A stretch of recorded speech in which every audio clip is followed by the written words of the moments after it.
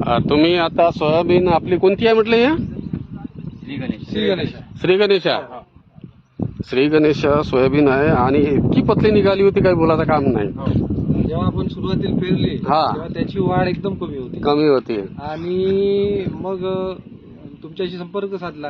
तुम्ही हे सजेस्ट केलं आपलं डे फ्रेश नॅनो टेक्नॉलॉजीचं डे फ्रेश आणि याचा असर इतका जबरदस्त झाला की यामुळे याचा पानाचा कलर आणि फुलांची संख्या वाढली. आता जसं त्याला आता शेंगाही लवकरच झाल्या. आता शेंगाची वाढ व्हावी यासाठी पुन्हा हे डे फ्रेश आम्ही या स्प्रिंग मध्ये आपण वापरणार आहे. याचा आता पहिल्यांदाच आम्ही वापर केला. लोक म्हणायचे की एकदम तुमचं लहान सोयाबीन आहे. या डे फ्रेशच्या वापरामुळे खरोखरच त्या सोयाबीन आता तुम्ही पाहूनच राहिले बोलण्यापेक्षा बरोबर प्रत्यक्ष आपल्याला इथे दिसत त्याचा.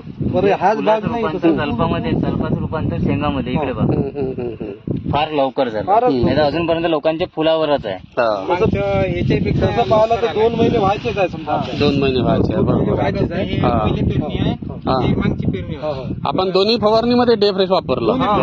आता आपण एका 2 फवारणी आहे. आता एका फवारणीत आपण घेऊ आता तिसरी फवारणी तुम्ही जशी सजेस्ट केली त्याप्रमाणे आपण डे फ्रेशचा आता वापर रेग्युलर करायचा आम्ही ठरवलं. ठीक आहे.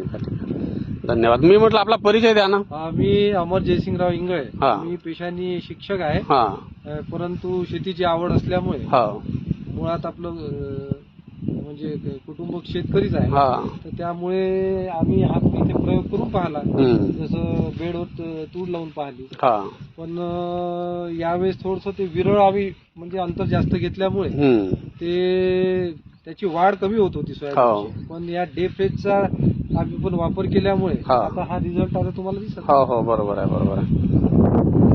सोयाबीन डे फ्रेश ना जागेवर आला आणि बरंच नाही आणलं. समजा बराचसा आपला प्लॉटच गेला होता की नाही सरळ आणि आज नाही म्हणता 43 शेंगा पकडल्या.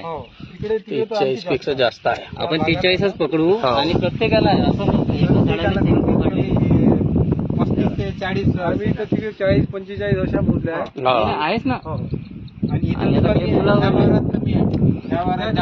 वेरूळ रोंगे आहे ना. वेरूळ रोंगे धामणगाव जवळ जुना धामणगाव. चला ठीक. हे पाण्याचा भाग आहे की नाही.